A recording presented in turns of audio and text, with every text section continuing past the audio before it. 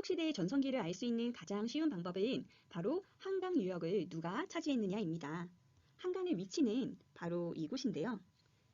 4세기에는 백제, 5세기에는 고구려, 6세기에는 신라 순으로 전성기를 맞이하였고 마침내 신라가 삼국을 통일하게 됩니다. 먼저 4세기의 지도를 살펴보면 4세기는 백제의 전성기입니다. 이 당시의 왕은 여러분도 다 알고 있다시피 근초고 왕이었어요. 굉장히 영토를 많이 확장을 하는데요. 북쪽으로는 고구려를 공격하여서 왕을 죽게 만들었고요. 남쪽으로는 마한을 정복하여서 전라도 지역을 차지했습니다. 중국이 혼란스러운 틈을 타서 묘서 지방까지 진출하기도 했고요. 백제는요, 항상 일본과의 사이는 좋았습니다. 이거 잘 기억해 두셔야 돼요. 한 번도 나빴던 적이 없었거든요. 그 증거로 칠지도 기억나시죠? 일본의 규슈 지방까지 활동 무대를 넓혔고요. 중국의 동진과도 사이가 좋아서 침유왕 때에는 불교를 수용하게 됩니다. 이때 고구려는요, 전현의 공격을 받고 있어서 안 그래도 힘이 드는데 백제가 공격하여서 고국원 왕이 전사하는 때가 바로 이때입니다. 고구려는 엄청난 혼란과 침체, 이런 침체 시기에 등장한 개혁 왕이 바로 소수림 왕이에요. 곧바로 백제에게 복수를 한 것은 아니고 내부를 다지기 시작합니다. 그래서 4세기 말에는 소수림 왕이 다져놓은 기반을 바탕으로 광개토 대왕이 영토를 확장하기 시작합니다. 이때의 신라는 고대 국가로 제대로 발전도 하지 못해서 아장아장 걸음마를 떼고 있을 때예요. 신라가 빨리 성장하지 못한 이유는 여러 세력이 연합하여 이루어져서 국가적 통합이 늦었기 때문입니다. 그리고 워낙 위치가 한반도 동남쪽에 치우쳐 있다 보니까 중국의 선진 문물을 받아들이기에는 어려웠죠. 그래서 4세기 말에는 일본의 공격을 받아서 비실대고 있다가 고구려에게 도움을 요청해 내정 간섭을 받을 때입니다. 5세기는 고구려의 전성기입니다. 대표적인 왕으로 광개토 대왕과 그의 아들 장수왕이 있지요. 광개토 대왕은 북으로 영토를 확장했습니다. 그의 아들 장수왕은 고구려의 모든 국력을 남진 정책에 투입해야 하는 상황이었으므로 북조, 남조 및 북방민족과 굉장히 고루 친하게 지냈고요. 고구려 역사에서 드물게 중국과의 충돌을 자제했었습니다. 북쪽을 안전하게 만든 장수왕은 수도를 국내성에서 평양성으로 이동을 했고요. 백제의 공격을 퍼부었습니다. 이렇게 그들의 수도인 한성을 함락시켜서 계로 왕을 전사시키고 백제를 웅진으로 쫓아버립니다. 한성에서 웅진으로 쫓아버립니다. 그래서 아산만과 영일만을 연결하는, 여기가 아산만, 여기가 영일만, 여기를 연결하는 새로운 국경선을 만들었습니다. 고구려의 영토 확장의 증거로 충주 고구려비가 있다는 것을 확인하시면 되겠습니다. 백제는 비틀거리다가 주로 남조 및 일본과의 외교관계에 힘쓰는 한편 신라와 나제 동맹을 맺게 돼요. 신라는 고구려의 군사적 영향력에서 벗어나려는 의도에서 백제가 내민 손을 잡고 혼인동맹을 맺어서 전에 성립되었던 나제 동맹을 더욱 굳건히 합니다. 그리고 같이 고구려의 무차별적인 공격을 막아냅니다. 신라는 초기에는 고구려, 나중에는 백제를 통해서 선진 문화를 수용했던 것입니다. 아장아장 걷고 허약했었던 신라, 일단 지증왕 때에 우상국을 정복했었죠. 어느새 6세기가 되자 버풍왕이 다져놓았던 기반을 바탕으로 부쩍 힘이 상승하여서 신라는 전성기를 맞이하게 됩니다. 6세기는 신라의 전성기예요. 대표적인 왕은 진흥왕 되겠습니다. 고구려가 열심히 공격을 했는데도 백제와 신라가 잘 막아냈어요. 게다가 고구려 내부의 권력 다툼이 빈번해서 매우 혼란스러운 상황이 이때였습니다. 그래서 백제는 지금이다 하고 신라와 함께 북쪽으로 쳐들어갑니다. 신라는 한강 상류 지역을 차지했고요. 백제는 한강 하류 지역을 차지하고 굉장히 좋아했어요. 그런데 그때 신라가 백제의 뒤통수를 빡 치고 한강을 점령합니다. 그래서 나제 동맹은 깨지게 돼요. 신라의 전성기라는 증거로는 여기에 보시는 단양 적성비, 신라 단양 적성비, 그 다음에 진흥왕의 순수비가 있습니다. 고구려 땅이었던 남한강 상류를 빼앗고 난 다음에 그 지역 백성들을 위로할 목적으로 세운 것이 바로 단양, 신라 적성비이고요. 진흥왕 순수비도 있어요. 왕이 나라 안을 살피면서 돌아다니는 것을 순수라고 하는데 여기도 내 땅, 저기도 내 땅 하면서 비석을 세웠어요. 그 기념비가 바로 진흥왕 순수비거든요. 여기 보시면 마운영비, 황초령비, 북한산비, 창령비 이렇게 비석을 세운 왕이 바로 진흥왕입니다. 그리고 버풍왕 때 금관가야가 병합되었고 진흥왕에 이르러서 대가야를 정복하면서 여기에 있는 가야 연맹 모든 지역을 신라의 영토로 편입하게 됩니다. 삼국은 영토 확장을 위한 대립을 벌이는 가운데 한반도 중앙에 위치한 한강 유역을 차지하기 위해 노력을 하였는데요. 한강 유역을 차지한 순서를 한번 꼽아볼까요? 가장 먼저 백제, 그 다음 고구려, 마지막으로 신라가 한강 유역을 차지했습니다. 다시 한번 꼽아볼게요. 가장 먼저 백제, 그 다음에 고구려, 마지막으로 신라가 한강 유역을 점령했습니다. 특히 마지막 신라가 한강 유역을 차지하게 됨으로써 고구려와 백제의 연결을 차단할 수 있었고요. 중국과 직접적으로 교류를 할 수 있게 되었습니다. 또한 한강 유역의 풍부한 경제력을 장악할 수 있게 되었죠. 자, 그러면 지도와 설명을 연결해 보도록 할게요. 여러분도 한번 찾아보도록 할게요.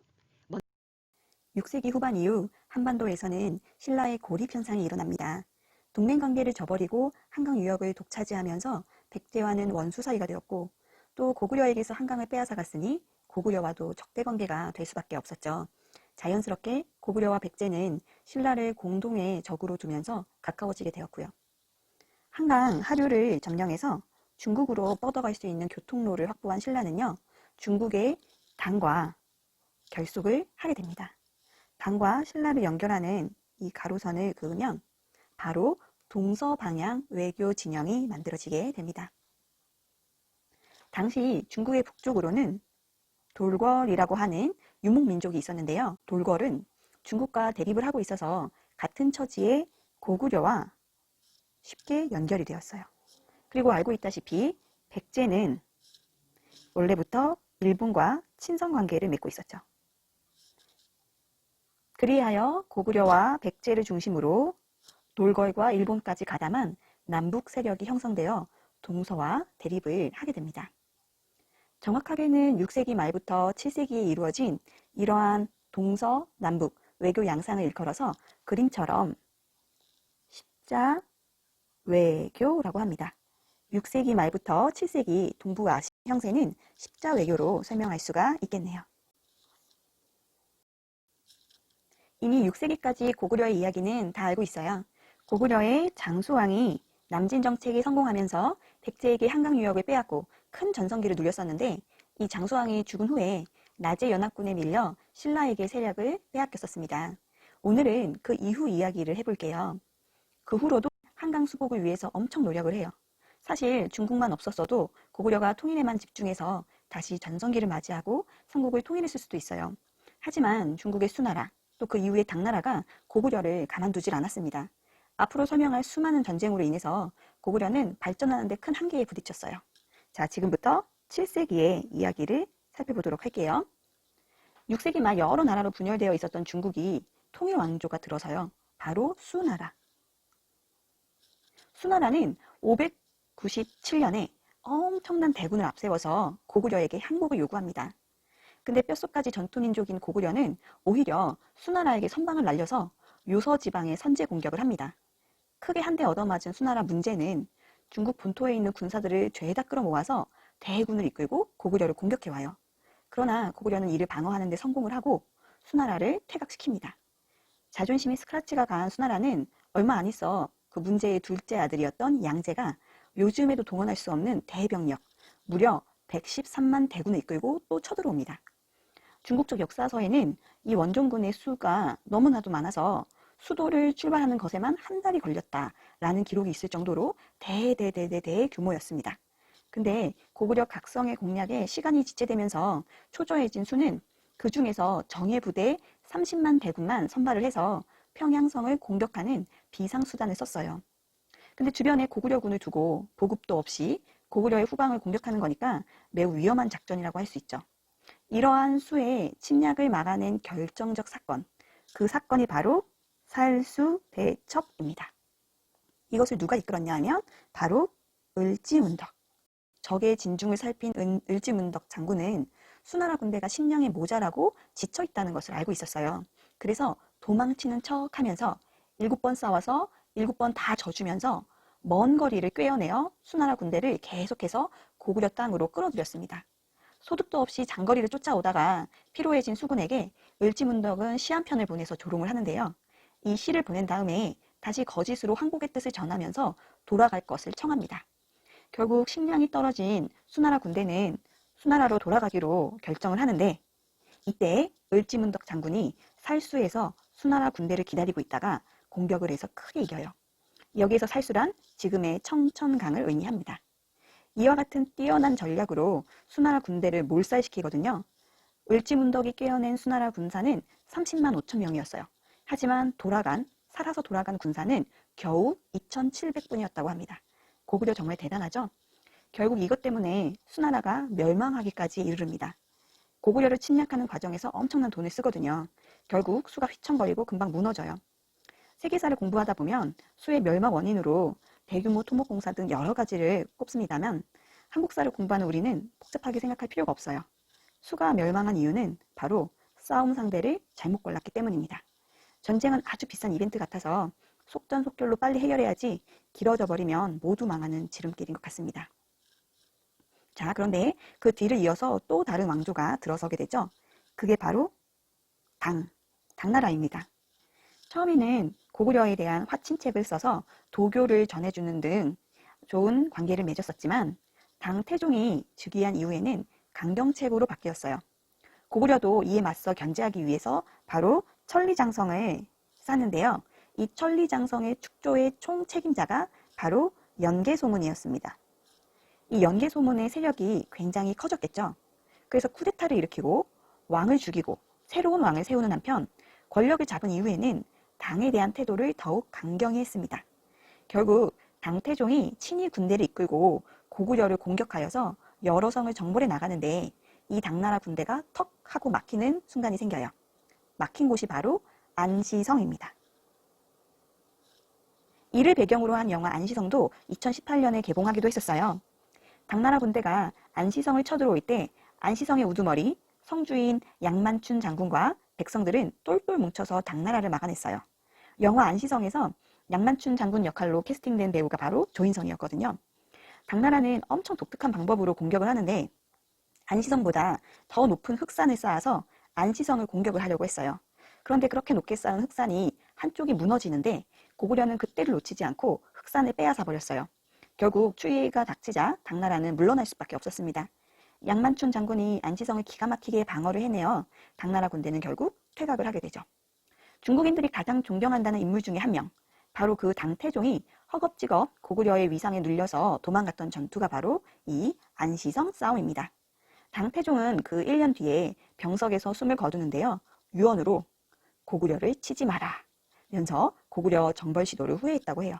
정말 대단한 고구려죠. 결국 7세기 전반부에는 고구려와 중국의 수, 당, 이 차례로 대결을 해서 고구려가 모두 승리한 것으로 정리할 수가 있겠네요. 이렇게 외세, 그것도 당시 세계 최강국인 중국의 통일 왕조를 당당히 맞서서 승리한 것은 고구려가 우리 민족의 방파제임을 나타내주는 의미가 있어요. 중국의 한반도 침략을 저지했다는 점에서 굉장히 큰 의의가 있습니다. 중국이 이제 생각한 거예요. 안 되겠다. 이거 혼자서는 안 되겠다. 라고 하면서 결성된 게 바로 나당연합입니다. 여기서의 나는 신라의 나입니다. 신라와 당나라가 연합을 했고 다음 시간에 배우겠지만 결국 이 나당연합의 공격에 의해서 고구려는 멸망을 하게 됩니다. 이렇게 수와 싸우고 당과 싸우면서 얼마나 지쳤겠어요. 또다시 나당연합이 들어오니까 결국 여기에서 무너지게 되는 거죠. 고구려는 건국한 지 705년 만인 서기 668년에 나당연합군에 의해서 평양성이 포위되고 보장왕은 항복하고 말았습니다. 당은 고구려를 멸망시킨 후에도 고구려 유민들이 저항을 하면서 계속되자 이를 무마시키기 위해서 고구려인을 중국 내륙 곳곳에 강제로 이주시키기도 했었어요. 고구려 곳곳에서 부흥운동이 일어났거든요. 이 부흥운동을 이끌었던 인물이 건모잠, 고연무, 안승 이런 인물들이 있어요. 말괄과 연합해서 고구려 부흥을 꾀하기도 했고요. 신라와 연합을 하기도 했었는데 사실 이러한 부흥운동은 모두 실패로 돌아갑니다. 후에 요서 지역에 남아있던 고구려 유민들이 말갈족과 함께 고구려의 옛 땅으로 이동해서 세운 나라가 있는데 그것이 바로 발해입니다. 나중에 후에 발해를 건국하게 되는 것입니다.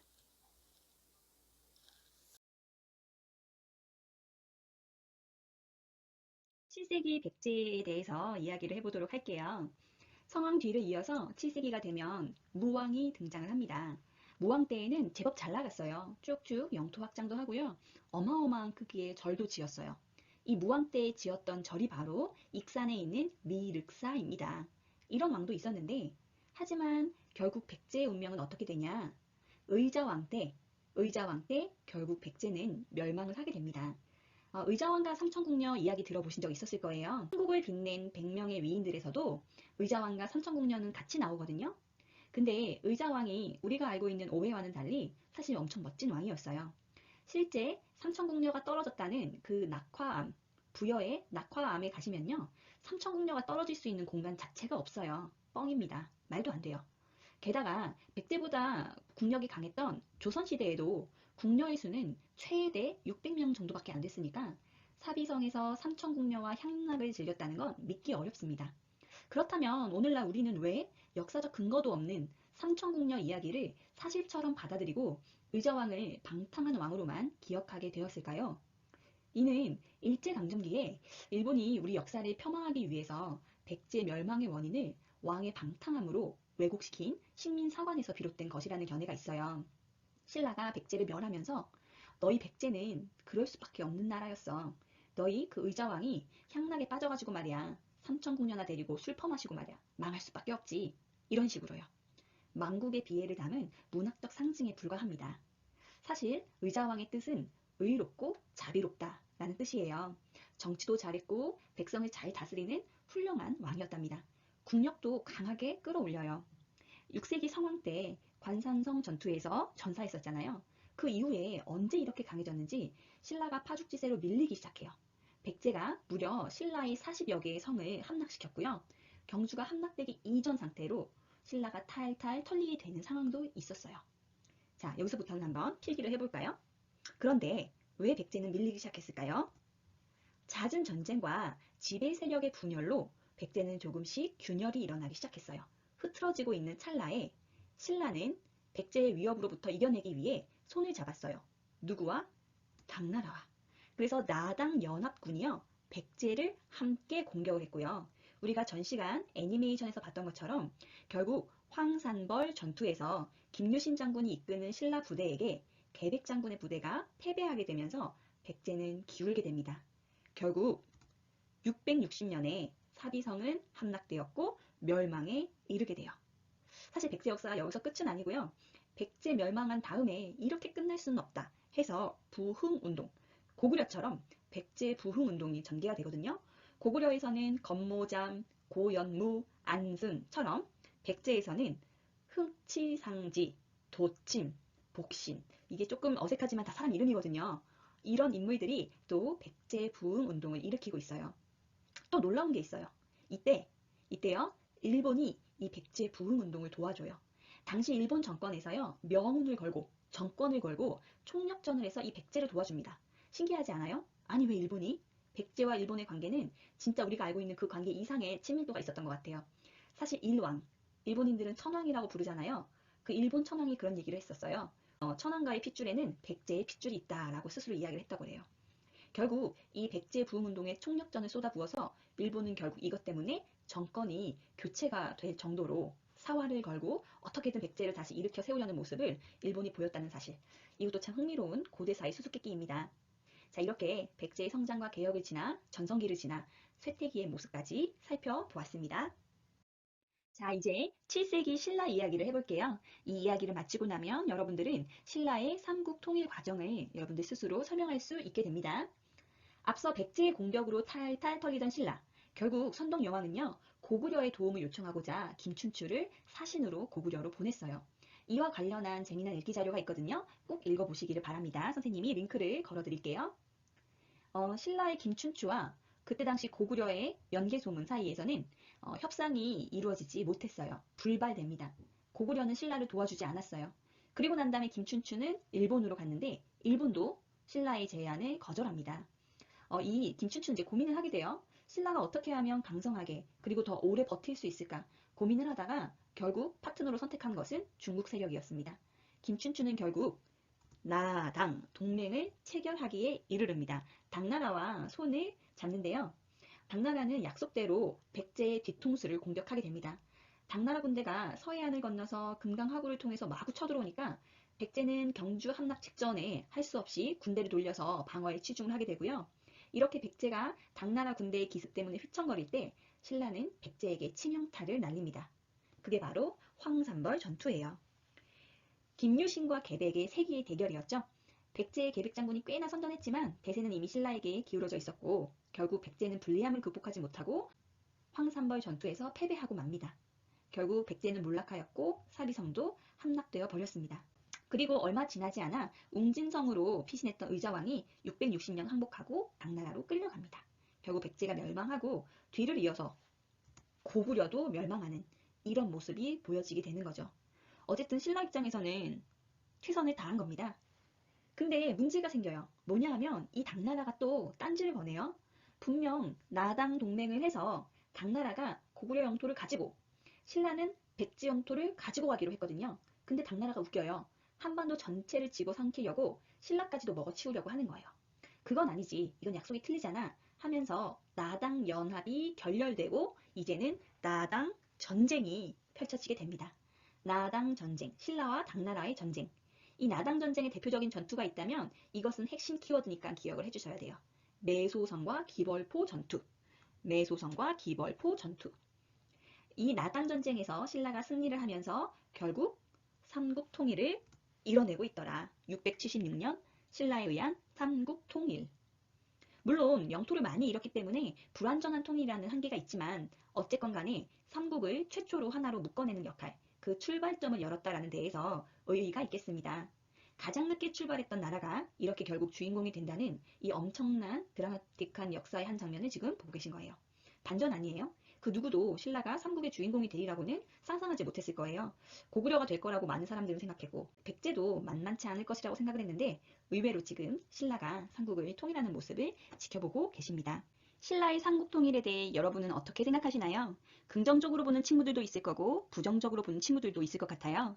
신라 삼국 통일의 의의와 한계에 대해 깊이 생각해보는 시간을 가져봤으면 좋겠습니다. 신라 중대에 왕권이 강했다고 했는데 어떻게 해서 왕권이 강해졌을까요? 그 핵심적인 인물이 누구냐 하면 바로 신문왕 되겠습니다. 태종 무열왕의 아들 문무왕, 그 문무왕의 아들 신문왕.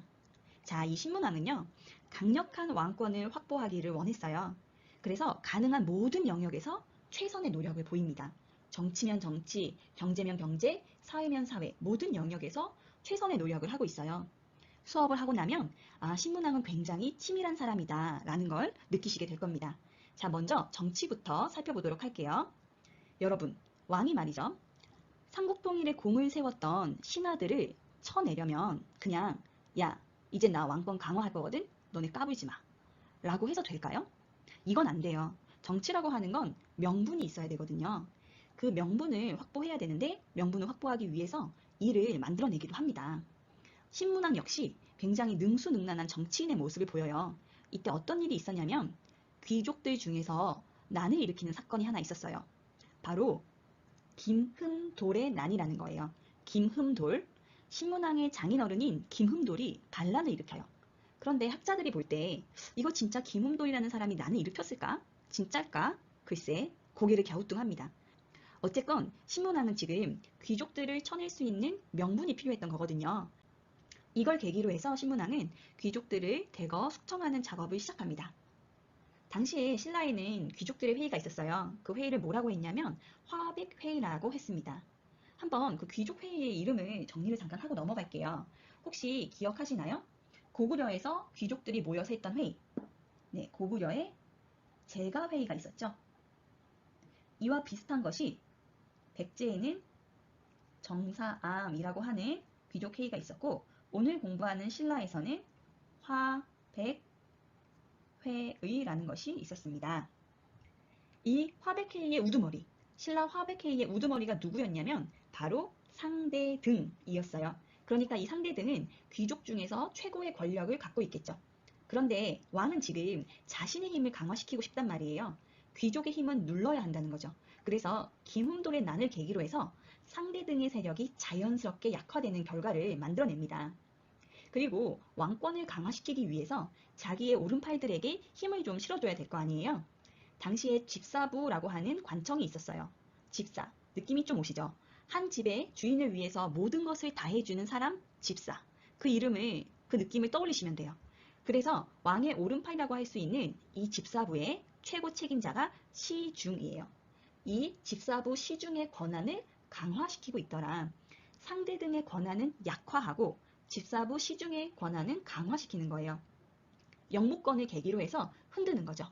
지금으로 따지면 의회나 행정부 관료들이 휘청거리는 거, 깨갱대고 청와대 비서관들이 엄청 강해지는 느낌이랄까요?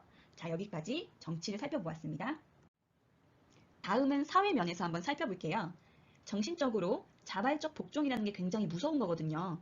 억압적인 방법에 의해서 따르게 하는 것보다 자발적으로 복종하게 하는 것, 이것도 필요하다고 본 거예요. 그래서 왕에게 충성하는 것을 가르치는 교육기관, 대학교를 세우는데 유학을 가르칠 수 있는 그런 대학교를 만듭니다. 그게 뭐였냐면 바로 국학이라는 거예요. 왕은 스승이자 아버지이다. 왕에게 충성하라. 이런 것들을 가르치는 국학을 세워서 사상까지 통제하게 됩니다. 그리고 지금 귀족들을 막 몰아내고 있잖아요. 그렇다면 그 빈자리에 누군가는 채워 넣어야 될 텐데 바로 자신의 오른팔이 될 수 있는 사람들을 채워 넣겠죠. 누구냐 하면 육두품들이에요. 이 육두품들을 대거 등용을 하게 되는데 여러분 육두품이 뭔지 궁금하시죠? 골품 제도에 대해서는 다음 페이지에서 조금 더 자세하게 설명하도록 하고요. 일단 알고 가야 할 것은 이 육두품은 귀족과는 달리 국가의 중대사에 관여할 권한이 없었어요. 신라는 굉장히 폐쇄적인 신분 사회였거든요. 그래서 아무리 능력이 뛰어나도 올라갈 수 없는 사람들이 이 육두품들이에요. 그래서 이 육두품들을 적극적으로 등용하는 거죠. 신문왕이 귀족을 견제하기 위해서 육두품에게 힘을 실어주는 거예요. 이러면서 왕권을 강화시키고 있는 모습들을 보이고 있더라. 그 다음에 경제. 정치적으로 귀족들의 힘을 뺏는 것에 그치는 것이 아니라 경제적으로도 힘을 흔들어 놓습니다. 이거 굉장히 중요한데요. 경제적으로 관료전을 지급하고요. 관료전을 지급하고 노급을 폐지합니다. 굉장히 중요한 포인트인데 설명해 드릴게요. 옛날 공무원들은 어떻게 월급을 받았을까요? 옛날의 공무원들은 돈으로 받지는 않았어요. 그 당시에 화폐라는 게 없었으니까. 옛날 사람들은요, 땅을 받았어요. 근데 그 땅의 소유권을 받은 것은 아니고 그 땅에서 나오는 세금과 특산물, 국가에 내야 하는 세금과 특산물이 있잖아요. 그걸 대신 관리들이 가지고 가는 거예요. 이게 지금 우리가 생각하는 월급이라고 보면 돼요. 이걸 뭐라고 하냐 하면 수조권이라고 하거든요. 수조권. 이 수조권은 소유권과는 달라요. 땅을 하사한다는 것은 소유권을 주는 게 아니라 수조권을 주는 겁니다. 자, 먼저 노급이라는 제도를 보면 노급이라고 하는 제도는 말 그대로 녹으로 읍을 주는 거예요. 읍, 마을을 의미하죠. 마을을 통째로 준 거예요. 이 마을을 통째로 받은 관리는요. 그 마을에서 살고 있는 사람들 있을 거 아니에요? 그 사람들의 노동력도 내 마음대로 쓸 수가 있었어요. 그 마을에서 나오는 세금과 특산물도 걷어갈 수 있었지만 그 마을에 살고 있는 사람들, 노동력도 내가 마음대로 쓸 수 있었던 거죠. 하사받은 땅에 사는 사람들은 왕보다는 노급 주인의 백성처럼 살고 있었어요. 그리고 그 노동력은 그 관리의 군사력으로도 전환될 가능성이 있겠죠. 신문왕은 이게 불만이었던 거예요. 귀족들이 왜 군사력을 지네 마음대로 써? 그건 말이 안 되잖아. 그래서 이 노급을 폐지하겠다고 마음을 먹은 거예요. 그래서 신문왕은 먼저 관료전이라는 것을 지급을 해요. 관료전은 오로지 그 마을의 세금과 특산물만 가지고 갈 수 있는 권리, 다시 말해 수조권만 가지고 갈 수 있는 권리를 준 토지입니다. 굉장히 치밀해요. 잠재적으로 귀족들의 팔다리를 잘라놓은 거나 마찬가지예요. 귀족들은 오로지 국가에 내는 세금만 받아가라고 하는 게 관료전 지급, 노급 폐지 되겠습니다. 신문왕은 이런 사람이에요. 정치적으로 영모 사건을 통해 한번 공포 분위기를 쫙 만들어 놓은 다음에 경제적으로 그들의 힘을 쭉 빼놨죠. 뿐만 아니라 이 신문왕 같은 경우에는요. 여러 가지 개혁을 단행하거든요. 먼저 국가의 시스템의 재정비. 지금 통일됐잖아요. 그래서 뭘 했냐면 전국을 9개의 주로 나눠요. 9개의 주로 나누고 5개의 광역시를 지역마다 설치합니다. 그래서 구주 5소경. 그리고 군사제도도 재정비하는데요. 이거는 지방제도, 이거는 군사제도. 지도를 보고 조금 더 자세하게 살펴볼게요. 구주 오소경. 일단 발해와 통일신라의 국경선 한번 확인해 봐 주시고 통일신라 안에 총 9개의 주로 나뉘어져 있다는 것을 확인하실 수가 있어요. 이렇게 구주이고 빨간 색깔 점으로 나타난 게 오소경인데 통일신라에 보면 경주라고 하는 수도가 너무 한쪽으로 치우쳐 있잖아요. 그렇죠. 그래서 오소경을 마련한 이유는 뭐냐 하면 바로 한쪽으로 치우쳐 있는 것을 극복하기 위해서예요. 이걸 조금 어려운 표현으로 편제성이라고 하는데 이 편제성을 극복하기 위해서 오소경이라는 것을 만들어 놓은 거죠. 구주도요. 백제의 세계, 신라의 세계, 고구려 영토의 세계 이렇게 해서 9개의 주로 만든 겁니다. 자, 그 다음에 군사제도에서 구서당 십정이라는 것이 있는데요. 이건 군대 개편인데, 자, 구서당이라고 하는 것은 중앙군이에요. 수도를 지키는 거고, 십정은 지방군이 되겠습니다. 이 구서당이 있잖아요. 구서당이 중앙군이라고 제가 말씀드렸죠. 여기에 놀랍게도 고구려인도 있고요. 백제인도 있고요. 심지어는 말갈인까지 들어왔어요. 중앙을 지키는 건데. 이건 뭐냐 하면 바로 민족 융합 정책을 펼치는 거죠. 통일신라는 그 앞서 있었던 신라와는 좀 달라야 된다. 민족 융합이라는 차원에서 이런 시스템들을 갖춰내고 있더라 하는 거죠. 그 다음에 지방군을 보면요. 정이라고 해서 각각의 주에다가 하나의 정을 배치했어요. 그러면 구주니까 구정이 돼야 되는데 왜 십정이야? 잘못 쓴 거 아닌가? 그런데 이 구주 중에서 저기 발해와 경계를 맞닿고 있는 한 주가 있거든요. 이 한 주가 굉장히 넓어요. 게다가 국경 지역을 지켜야 되죠. 그래서 여기에는 2개의 정을 배치해요. 그래서 총 10개의 정을 만들어낸 겁니다. 자, 이런 모든 것들을 해내고 있는 인물이 누구다? 바로 신문왕이다라는 거죠. 이 신문왕을 바라보면서 야, 이거 정말 정치, 경제, 사회, 문화적으로 완벽한 퍼즐을 맞춰가면서 자신의 왕권을 강력한 위치로 끌어올리기 위한 수를 하나하나 놓고 있구나. 대단하다라는 생각이 들었어요. 여기까지 신문왕이었습니다. 신라 시대에는 골품 제도라고 하는 신분 제도가 있었습니다. 골품 제도, 뼈 골자에 품, 등급이 있다. 뼈에도 등급이 있다라는 의미를 가지고 있어요. 신라의 신분제는 성골, 진골, 그리고 6개의 두품으로 나뉘어져 있었습니다. 먼저 내용을 살펴볼게요. 올라갈 수 있는 관직의 등급이 정해져 있었습니다. 신라에는 총 17개의 관직이 있었거든요. 근데 그 17개의 관직에 다다를 수 있는 정도가 달랐어요. 진골의 경우에는 1등급까지 이룰 수 있었지만 6두품의 경우에는 6등급인 아차네까지밖에 이룰 수 없었죠. 아무리 훌륭한 실력이 있어도 성골, 진골만큼의 높은 신분이 될 수는 없었습니다. 두품별로 승진의 상한선이 있었어요. 그리고 관직에 따라서 입을 수 있는 옷도 달랐습니다. 같은 신분끼리만 결혼할 수 있는 폐쇄성을 가지고 있었는데요. 원래 성골만이 왕 위에 오를 수 있었어요. 그런데 성골 중에서 왕 위에 오를 남자가 없어서 결국은 여왕, 선덕 여왕과 진덕 여왕이 이르기까지 하죠. 그런데 이 두 여왕이 모두 미혼이었어요. 아마도 결혼할 수 있는 성골 남성이 없었기 때문인데요. 진덕 여왕을 끝으로 성골이 없었어요. 대가 끊긴 거죠. 그래서 결국 김춘추는 진골 출신이었는데 최초의 왕이 되었습니다. 그래서 그 뒤부터는 진골이 국가의 모든 권력과 특권을 독점하게 됩니다. 진골만이 금, 은 그릇을 사용할 수 있었고요. 그 아래 계층은 사용하지 못했어요. 그래서 노쇠 그릇 정도를 사용했다고 합니다. 그릇까지도 규제가 있네요. 그리고 집의 크기도 정해져 있었어요. 표의 오른쪽에 보면 생활 모습이라고 해서 아래쪽으로 집의 그림이 나와 있는데 집의 규모가 다 다른 것을 확인하실 수 있습니다.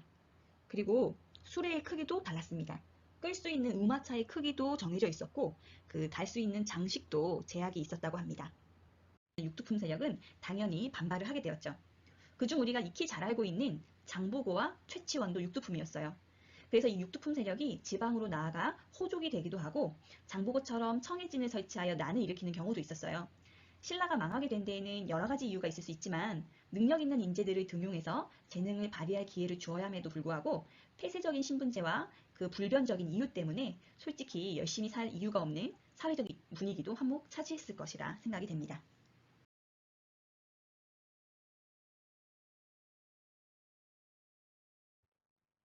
오늘 학습을 통해 우리는 신라 말의 정치, 경제, 사회 변화 모습을 설명할 수 있습니다. 자, 학습을 시작해 보도록 하겠습니다.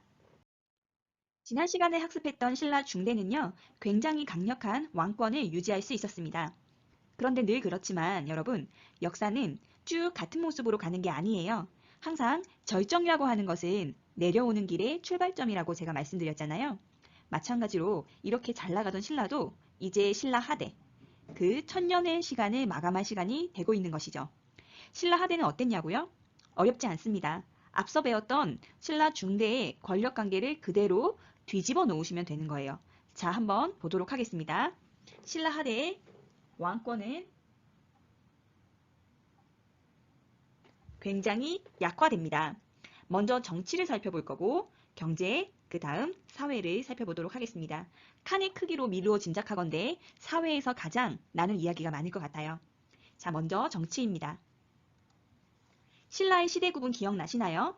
그 기준은 사실 김부식의 삼국사기에서 왕의 출신들로 시기를 나눈 것이었거든요. 신라 상대는 성고리 왕위에 오르는 시기. 지난 시간에 배운 신라 중대는 무열왕의 직계. 여기서 직계라는 것은 할아버지가 아버지에게, 아버지가 아들에게 순으로 왕위를 물려주는 걸 의미해요. 그렇다면 신라 하대에는 누가 왕이 되는 것일까요? 나이가 어린 해공왕이 즉위한 이후에 발톱을 숨기고 있었던 귀족들의 권력 다툼이 시작됩니다. 정치 혼란 속에서 이 해공왕이 피살되거든요. 여기에서 대가 끊기게 됩니다. 그래서 선덕왕 즉위가 됩니다. 그 이후로는 내물왕 방개가 왕위를 이어받게 되거든요. 방개 혈족에 해당되는 가족은 동생이나 형, 누나, 조카 등 범위가 굉장히 넓어져요. 그러니까 서로 왕이 되겠다고 다투게 되는 현상이 벌어집니다. 즉, 진골 귀족 간 왕위 쟁탈전이 벌어집니다. 이러면 말 다 했죠. 눈 뜨면 왕이 바뀌어요. 서로 왕이 되겠다고 싸우고 있는 모습들이 보입니다. 이렇게 되면 중앙 정치는 어지러워질 수밖에 없어요. 155년 동안 무려 왕이 20명이 바뀔 정도로 왕권이 추락합니다. 중앙에서 지방의 통제력은 떨어질 수밖에 없는 것. 왕의 힘이 점점 약해지는 속에서 자연스럽게 어떤 일이 벌어질까요? 일단 집사부 시중의 기능은 당연히 약화가 될 거고요.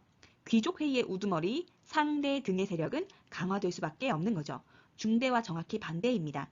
정치 권력이 정확하게 역전된 현상이 신라 하대에 나타나고 있네요. 자, 이런 과정 속에서 사회적으로 또 어떤 모습들이 있었냐면요. 중앙에서 막 싸우고 있으니까 지방은 난리가 난 거예요. 오늘 사람 이름 많이 나오는데 그 이름을 녹색으로 표시해 볼게요. 가난으로 고통에 빠진 백성들, 그래서 농민봉기도 일어나고요. 권력 쟁탈전도 많이 일어나는데 여러분들이 기억해 주셔야 되는 것들이 무엇이 있냐면 김헌창의 난, 장보고의 난, 그 다음에 원종 애노의 난이 있습니다. 여기에서 원종 애노의 난이 바로 농민봉기입니다. 성격이 조금 다르지만 김헌창의 난과 장보고의 난도 있는데 모두 혼란한 모습들을 보여주는 거예요. 이해를 돕기 위해 김헌창의 난과 장보고의 난에 관련한 영상을 첨부해서 학습하실 수 있도록 돕겠습니다. 다음은 경제를 살펴보도록 할게요. 신문왕 때 폐지했던 것이 무엇이죠? 예, 바로 녹읍. 녹읍을 폐지했었습니다. 그런데 너무 불만이 많았어요. 누구에게서? 귀족들의 입장에서는요. 아, 왜 이 좋은 걸 왜 없애? 하지만 개길 수가 없었어요. 왜냐? 신문왕이 너무 무서웠거든요. 신문왕 이후 세력이 약화되었던 귀족들이 다시 급부상하면서 탄탄했던 전제왕권이 흔들리기 시작합니다. 그래서 신라 중대 끝자락에 경덕왕 때에 이르러서 이 노급을 부활시키게 됩니다. 그래서 신라 하대에는 노급이 이미 부활되었어요. 신라 하대의 귀족들의 권한은 점점 커져만 갔습니다. 자, 이제는 사회 면에서 한번 살펴보도록 할게요. 강력한 왕권을 가진 신문왕 때에 대거 등용되었던 육두품 세력들이 신라 하대에 가면 숙청이 됩니다. 더 이상 육두품이 왕에게 조언을 해도 이제 더 이상 받아들여지지 않는 거죠. 그로 인해서 육두품은 골품제의 한계를 비판하면서 신라 조정에 등을 돌리게 됩니다. 자, 그리고 지금 보시면 알겠지만 중앙 귀족 간의 왕위 쟁탈전이 벌어지고 있어요. 그러니까 이 지방에서는요, 통제가 안 되는 거예요.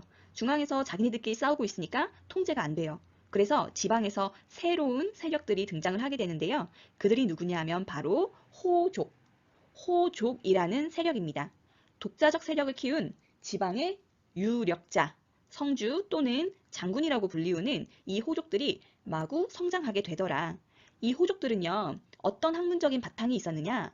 바로 새로운 사상, 선종과 그리고 풍수지리설, 이를 바탕으로 해서 이 호족들이 힘을 키우게 됩니다. 자, 한번 설명을 해볼까요? 선종이라고 하는 것은 불교의 한 종파예요. 원래 유행했던 종파는 교종이라고 해서 경전, 불교 경전을 공부해야 깨달을 수 있다라는 믿음이었어요. 그런데 선종이라는 것은 그와 달리 공부하는 게 아니라 실천을 통해 수행을 통해서 깨달음을 얻을 수 있다는 거예요. 누구나 참선을 통해서 깨달음을 얻으면 부처가 될 수 있다라고 얘기하는 거죠. 다시 말해 누구나 부처가 될 수 있다.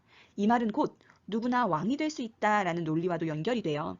누구나 왕이 될 수 있다는 이 놀라운 교리를 지방 호족들한테 심어주는 거예요. 이 지방 호족들은 힘을 받겠죠? 아, 나도 왕이 될 수 있어 라고 생각할 거 아닙니까? 또 있어요. 풍수지리설.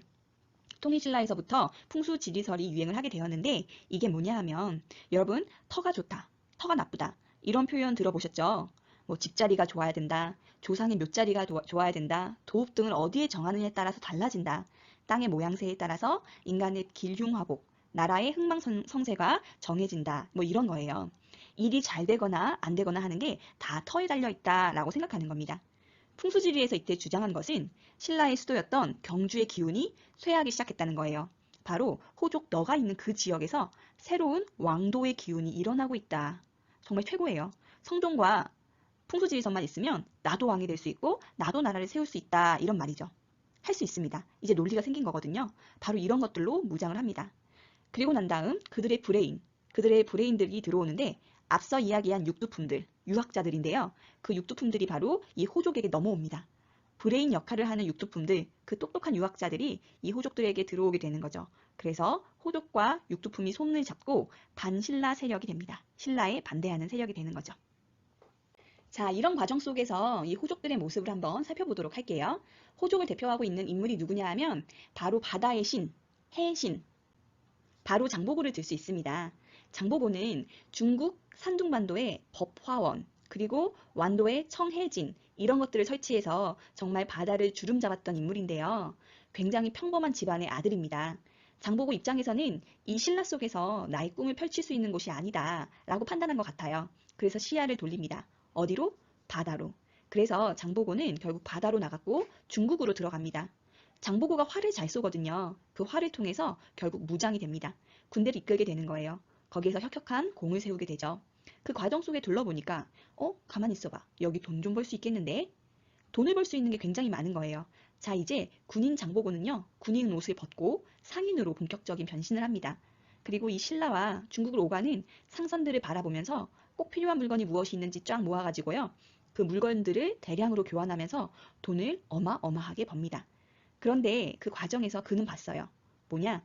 해적들한테 신라인들이 막 끌려와요. 끌려오는 모습을 본 거죠. 그리고 이 장보고는 결심합니다. 나는 저렇게 고통받고 있는 신라인들, 저 신라인들을 구출해 주겠어. 나의 힘, 나의 돈, 이런 것들로 우리 신라인들에게 도움 주는 일을 한번 해보고 싶다. 그래서 신라로 다시 옵니다. 청해진을 설치하게 되는 것이고, 이 청해진을 통해서 완벽하게 해상무역을 장악하게 됩니다. 해적들을 완벽히 소탕해냈죠. 자, 그리고 장보고의 마지막 바람. 그것은 뭐냐 하면 이제 신라의 벽. 절대 올라갈 수 없는 벽이 있잖아요. 바로 골품제. 이 골품제를 한번 깨보겠다라는 꿈을 꾸게 돼요. 자신의 딸을 한번 왕실과 혼인을 시켜보겠다. 도저히 깰 수 없는 신라의 그 신분제 벽을 향해서 돌멩이를 한번 던져본 거죠. 그러나 결과적으로는 결국 암살을 당하고 말아요. 이와 관련한 만화 영상을 함께 첨부하도록 하겠습니다. 그렇지만 이 신라의 장보고의 바람은 거기서 끝난 게 아니에요. 바로 장보고가 이루려고 했었던 그 꿈을 그 뒤에 나오는 호족들이 제2의 장보고, 제3의 장보고가 되면서 장보고의 꿈을 이어받고 계속 나아가게 될 겁니다. 그게 바로 다음에 등장하는 호족이겠죠? 누가 있냐? 바로 견훤, 궁예, 그 다음에 왕건. 견훤은요, 후백제를 세운 인물이에요. 지금의 전주, 완산주에 도읍을 정한 견훤이 있었고요. 그 다음에 궁예, 궁예는 후고구려를 세우게 됩니다. 송악에다가 도읍을 정했죠. 그러다가 결국 이 모든 것을 통합했던 인물이 누구예요? 그 인물이 바로 왕건. 바로 이 왕건에 의해서 고려라는 나라가 세워졌고, 바로 이 왕건에 의해서 고려라는 나라가 세워집니다. 그리고 폐쇄적 신분사회, 골품제에 의해서 운영되었던 고대가 종료되고 이제 새로운 시대, 그 폐쇄적 신분사회보다는 좀 더 열려있는 중세사회로 들어가는 문을 드디어 왕건이 열게 된 겁니다. 고려의 출발이 되는 거죠. 장보고가 깨지 못했던 그 유리벽을 드디어 이 왕건이 깨냈던 것입니다. 자, 이러면서 여러분 또 새로운 시대, 중세를 넘어가는 그런 모습들을 보게 될 겁니다.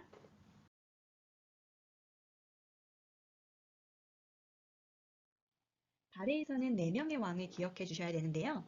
일단 고왕. 고광은 여러분들이 대조영으로 더 잘 알고 있을 텐데요. 발해를 세운 사람입니다. 고구려 출신으로 고구려 유민과 말갈족을 이끌고 동모산에서 발해를 건국했습니다. 발해는 고구려를 계승한 나라예요. 그 다음에 무왕, 이름 그대로 무예를 뽐내는, 즉 싸움을 잘하는 왕이라고 기억을 하시면 될 것 같아요. 문왕은 싸움보다는 뭔가 평화를 지향하는 그런 뉘앙스를 그리시면 되고요. 마지막으로 선왕은 이때의 발해의 전성기를 맞이하게 되었습니다. 무왕을 먼저 살펴볼게요. 일단 기본적으로 발해라고 하는 나라는 당나라와 사이가 안 좋아요. 왜일까요? 발해는 고구려를 계승한 나라라고 했잖아요. 고구려를 멸망시킨 나라가 당나라입니다. 고구려를 계승한 발해 당연히 당과 사이가 안 좋겠죠. 자, 이러면서 무왕은 놀랍게도요. 중국 당나라를 공격을 해요. 산둥반도, 지도에서 툭 튀어나온 곳 있잖아요. 그 산둥반도의 등주를 공격하게 됩니다. 등주라는 곳이 어떤 곳인지 아세요? 수양제가 수군을 이끌고 고구려 침공을 하기 위해서 출발했던 곳, 그곳이 바로 등주입니다. 그리고 당나라 당태종도 역시 마찬가지로 고구려 침략을 위해서 수군을 보냈던 곳이 바로 등주예요. 늘 그렇듯 한반도 난주 침공의 출발 선봉에 섰던 곳이 바로 등주입니다. 등주를 선제 공격을 한 거예요. 누구를 보내서? 바로 장문휴. 장문휴라는 사람을 통해서 이 산둥반도를 공격하는, 지금 당나라랑 으르렁으르렁 되는 모습이 보이시죠? 사실 계속해서 이렇게 긴장 관계를 갖는 건 어렵거든요. 긴장 단계가 있으면 그 다음에 또 이완의 단계가 있어야 돼요. 늘 긴장할 수만은 없기 때문이죠. 무왕 말년에는 당나라가 그를 달래면서 사신들이 묵을 수 있는 발해관을 설치해주면서 분위기가 살짝 좋아지기 시작했거든요. 그래서 문왕 때부터는 친당, 당나라와 상당히 친한 모습들을 보이게 돼요. 그래서 문왕은 그 분위기를 살려서 산둥반도 해로를 이용해서 당나라와 무역을 활발히 하고요. 당나라의 유학생도 파견을 했었고, 당나라 과거제인 빈공과에 합격한 이들도 많이 나왔다고 합니다. 그리고 당의 선진 문물을 받아들여서 제도를 정비하고요. 그 다음에 당의 정부 조직, 삼정육부라고 하는 정부 조직을 모방을 하는데, 이것에 관해서는 다음 페이지에서 조금 더 자세하게 설명해 드리도록 할게요. 그리고 지금까지의 발해는 사실 신라와도 사이가 안 좋았어요. 나당연합 때문에 고구려가 멸망했기 때문에 그 고구려를 계승한 나라가 발해니까 당연히 신라와도 사이가 안 좋았어요. 그런데 이 문왕 때는 신라와도 사이가 좀 좋게 가지고 갑니다. 그래서 만든 게 뭐냐 하면 신라와도 교역할 수 있는 길, 루트. 그게 바로 신라로 가는 길, 신라도입니다. 이 신라도가 또 문왕 때 만들어지게 되었어요. 일본과도 교류가 이루어지게 되고요. 여러모로 문왕은 굉장히 평화를 지향하는 왕이었습니다. 자, 그 다음에 드디어 선왕. 발해가 너무 멋지게 잘 나가는 때이거든요. 선왕은요, 요동 땅을 공격을 하면서 옛 고구려의 영토를 되찾습니다. 그거 아세요? 고구려 때의 영토가 제일 넓을 것이라고 생각하시는데 그게 아니에요. 발해의 영토가 고구려의 영토보다 더 넓습니다. 우리나라 역사에서 가장 큰 영토를 가진 나라가 바로 발해 되겠습니다. 자, 발해는요, 지방행정조직을 어떻게 나눴냐면, 발해의 지방행정조직은 5경, 15부, 62주, 5경, 15부, 62주, 이렇게 전국을 나눠요. 굉장히 넓다 보니까 많이 나눴습니다. 그 5경, 15부, 62주 아래의 말단 조직은 말갈 촌장의 자치를 허용하기도 했었습니다. 이래서 이때 중국에서 발해를 뭐라고 불렀냐면, 해동성국이다. 해동성국. 바다, 동쪽에 융성한 나라라는 뜻이에요. 이렇게 잘 나갔던 발해의 전성기도 있었습니다. 그런데 결국 발해는 누구의 공격을 받냐면 거란, 동쪽으로 세력을 확대해온 거란의 공격을 받아서 결국 무너지게 되는데요. 좀 이해가 안 되는 게 이렇게 잘 나가던 발해가 너무 빠르게 무너지는 거죠. 미스테리입니다. 역사에서 굉장히 미스테리인데 유력한 설은 바로 이거예요. 발해가 멸망한 시점에 어떤 일이 있었냐 하면 백두산이 폭발을 하거든요. 사실 백두산은 지금도 언제 폭발할지 몰라요. 지금도 활동 중에 있는 화산입니다. 그래서 북한에서도 지금 굉장히 연구를 하고 있는데 이때 빵 터졌고 그 화산재가 어디까지 날아갔냐면 일본까지 날아갔어요. 일본에서 백두산의 화산재가 발견이 됩니다. 어마어마한 화산이 터졌고 그 과정에서 발해가 무너진 게 아니겠느냐 이야기하는 학자들도 있어요. 너무 잘 나가던 나라가 갑자기 무너지다 보니까 이게 뭐야? 어떻게 이럴 수가 있어? 생각하는 것 같아요. 이런 가능성도 아마 열어두고 한번 발해사를 보시기 바랍니다. 그렇다면 과연 발해에 영향을 주었던 나라들은 어디가 있는지 발해에 영향을 미친 나라들에 대해서 한번 살펴볼게요. 먼저 고구려 계승입니다. 고구려의 계승, 굉장히 중요한 포인트예요. 이 고구려를 계승했다고 볼 수 있는 근거들을 꼭 기억하셔야 되는데요. 고구려 계승의 근거, 그 내용들을 한번 살펴보도록 하겠습니다. 일단 기본적으로 발해의 민족 구성 자체가 이원적 민족 구조예요. 이원적 민족 구조. 이게 무슨 말이냐면 발해의 민족을 피라미드로 한번 그려보면 피라미드 위에 위층, 지배층이 고구려인이에요. 소수인데 지배를 합니다. 그리고 아래 지배되어지는 다수는 말갈인들이었어요. 다수는 말갈인이었습니다. 이렇게 이원적으로 민족 구조가 되어 있었거든요. 지배하는 자들이 고구려인이었기 때문에 아, 고구려 계승을 했구나. 고구려를 계승한 거구나 라고 볼 수 있다는 거죠. 그런데 이런 생각도 한번 해봐야 돼요. 발해가 왜 빨리 이렇게 무너졌을까? 그거는 사실 이 이원적 구조를 이렇게 보면 아, 역시 고구려, 역시 발해구나 뭐 이런 생각을 가질 수도 있겠지만 또 한편으로는 한 나라인데 왜 저렇게 이원적으로 나뉘어져 있었을까? 왜 말갈인들을 적극적으로 안고 가지 못했을까? 저것이 혹시 나라가 위기 상황에 빠졌을 때 급격하게 무너지게 되는 하나의 원인은 아니었을까? 한 번쯤은 생각해 볼 필요가 있을 것 같아요. 우리가 항상 역사를 바라볼 때는 굉장히 긍정적이고 자랑스러운 면들만 이렇게 보려는 경향이 있는데 또 그 이면에는 다른 모습들도 있을 수 있어요. 역사를 공부할 때는 그런 부분들도 한 번쯤은 놓치지 말아야 되겠습니다. 자, 이원적 민족 구조를 통해서 지배 계급이 고구려인임을 통해 고구려를 계승했음을 알 수 있고요. 또 아주 확실하게 나 고구려 사람이야 라고 밝힌 근거 기록이 있어요. 기록이 있습니다. 어떤 기록이냐면 달의 왕이요. 일본에 보낸 외교 문서가 있어요. 일본에 보낸 외교 문서에 뭐라고 적혀 있냐면 굉장히 중요한데 나 고려왕은 샬라샬라샬라 이런 내용이 들어가 있어요. 옛날에 고구려를 고려라고도 불렀거든요. 이 문서에 적혀 있는 거예요. 발해 왕이 나 고구려 사람이야. 나 고구려 계승했어. 나 고려왕은 이렇게 너무나도 명확한 역사적 근거가 남아 있다는 것. 그래서 발해는 고구려를 계승한 나라다라고 우리가 이야기할 수 있는 겁니다. 교과서에도 문서의 내용이 나와 있으니까 교과서 밑줄 그을 때 한번 더 보겠어요. 자, 그 다음에 문화적인 배경들도 있는데요. 여기 쌤이 적어놓진 않았지만 문화유산들 살펴보면 고구려를 계승했다라는 증거를 찾아볼 수가 있어요. 대표적으로 온돌이 있는데요. 온돌이야말로 고구려의 난방 방식이거든요. 중국인들은 앉아서 따뜻하게 하지 않아요. 의자에 앉아 있습니다. 그런데 고구려는 방바닥을 따뜻하게 한단 말이죠. 발해에도 이런 온돌의 모습들이 보여져요. 그래서 고구려를 계승했구나라고도 살펴볼 수 있고요. 그 외에 뭐 석등이라던가 기와라던가 돌사장상 등 고구려를 계승했던 흔적들을 다방면에서 또 살펴볼 수 있습니다. 이것도 문화 파트에서 학습을 하시게 될 거고요. 그런데 모든 걸 다 고구려에만 의존하지는 않았겠죠. 당시 선진 문화를 갖고 있던 게 당나라였는데 이 당나라의 영향도 당연히 많이 받았습니다. 자, 당의 영향을 받은 것은 무엇이 있는지 한번 살펴보도록 하죠. 먼저 행정 조직입니다. 당나라는요, 삼성 6부에 의해서 중앙 행정 조직이 돌아가요. 중서성, 문화성, 상서성. 여기 보면은 성, 성, 성 해서 삼성. 그리고 그 아래 조직으로 이, 부, 호, 부, 예, 부, 병부, 형부, 공부 이렇게 6개의 부 이렇게 중앙 행정 조직이 돌아가거든요. 뭐 이 부서와 관련해서는 현재 우리나라도 뭐 교육부, 기획재정부, 국방부, 외교부, 보건복지부 등등 부가 있잖아요. 이런 조직이 이루어졌다는 거예요. 당나라의 삼성육부 시스템을 발해에서 받아들여요. 언제냐면 문왕 때요. 문왕이 친당적인 모습을 보인다고 했었잖아요. 그래서 이때 당나라에 굉장히 많은 영향을 받는데요. 삼성육부의 조직을 가져와요. 그런데 여기서 재미있는 것은 당나라의 이름을 그대로 따르지 않고요. 이름을 조금씩 바꿔요. 정당성, 상서성이라고 안 해요. 선조성, 중대성 이렇게 이름을 좀 바꾸고요. 부서의 이름도요. 충, 인, 의, 지, 예, 신 이것들은 전부 다 유학에서 중요시하는 덕목들이거든요. 삼성육부라는 틀은 가지고 왔지만 또 나름대로의 독자성은 가지고 있었구나. 나름대로의 독자성을 가지고 있다는 사실 하나도 기억해 놓으시면 되겠습니다. 또 당나라의 영향을 받은 게 뭐가 있냐 하면요. 발해가 수도, 도시를 계획을 할 때 당나라 장안성을 모델로 가지고 와요. 당나라 수도인 장안성을 본떠서 건설한 계획 도시가 바로 상경성 용천부입니다. 상경 용천부. 지난 앞에서 발해의 지방 행정 조직이 5경 15부 62주라고 했잖아요. 5경 중에 상경, 15부 중에 용천부.